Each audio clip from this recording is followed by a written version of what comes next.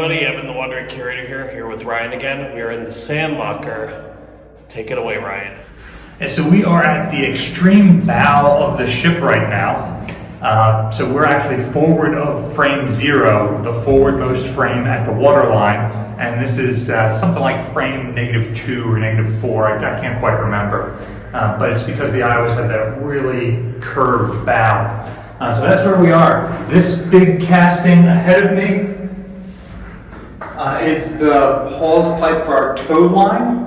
And then on here you can see there's a beautiful set of lipstick prints. We don't know anything about it. This is the only place on the ship where we see something like that. I can't even guarantee it's from when the ship is in service versus a museum, although, as you can imagine, the average tourist doesn't make it all the way up here. You can also see some of the wiring in here. Would have had functioning lights back when the ship was in service, and some of this cable run is for our degaussing wires, our MF and Q coils.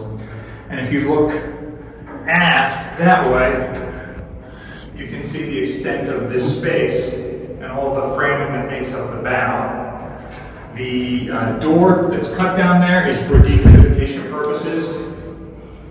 There would not have normally been a door to get here from second deck. You would have been accessing this area from the main deck via a vertical ladder. But when the ship was mothballed, they cut those holes in a couple of frames forward here to allow the dehumidification equipment to reach all the way to the bow. I've asked, did you store sand in here in buckets or bags? No, it was just loose sand. And as they needed it, they would send somebody down with a 5-gallon bucket, shovel it in, and take it up. Why do we need a sand locker on the battleship? It's very common to have sand on ships. It goes all the way back to the age of sail.